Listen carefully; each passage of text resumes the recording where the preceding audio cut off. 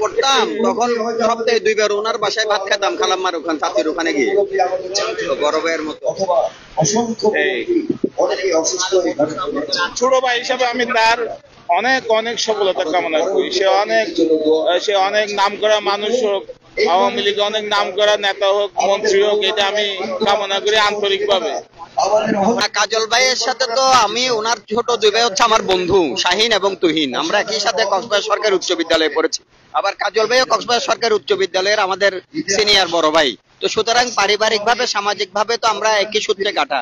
রাজনীতির ভিন্নতা থাকতে পারে, রাজনীতি তো দেশের জন্যই রাজনীতি সবার, ওনারাও করছেন আমরাও করছি, সেখানে হয়তো চলার পথের মতো বিরোধ থাকতে পারে, বাট সামাজিকতা, স্থানীয় পরিবেশ, স্কুল সবকিছু মিলে, জলবায়ু, আবহাওয়া সবকিছু তো আমরা একের সাথে পরিপূরক ভাবে আছি। আর কাজল ভাইয়ের সাথে মূলত কথা হচ্ছিল কাজল ভাইয়ের রেস্টুরেন্ট নিয়ে। কাজল ভাই তো চমৎকার নিরিবিলি, ওনাদের বাবার আমল থেকে এখানকার কক্সবাজারের একটি অত্যন্ত পপুলার একটি রেস্টুরেন্ট। আবার উনি নতুন ভাবে সেখানে সল্ট এবং সুগার 2টি নতুন রেস্টুরেন্ট যুক্ত করেছেন, সেগুলি নিয়ে কথা হচ্ছিল। পর্যটন শিল্প বিকাশে এগুলি তো এখানে ভূমিকা রাখছে, সেই বিষয় নিয়ে আলাপ হচ্ছে।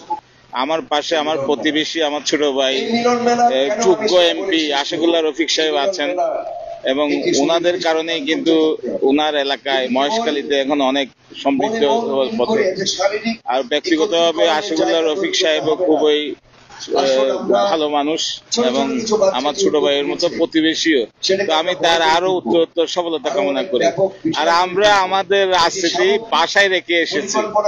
যখন আমরা এই যে পাড়ায় আসি, এলাকায় আসি, চায়ের দোকানে আসি, আড্ডা মারি, তখন আমরা আমাদের রাজনীতিটা আমরা আমাদের বাসায় রেখে দিয়ে আসি অথবা পার্টি অফিসে রেখে দিয়ে আসি।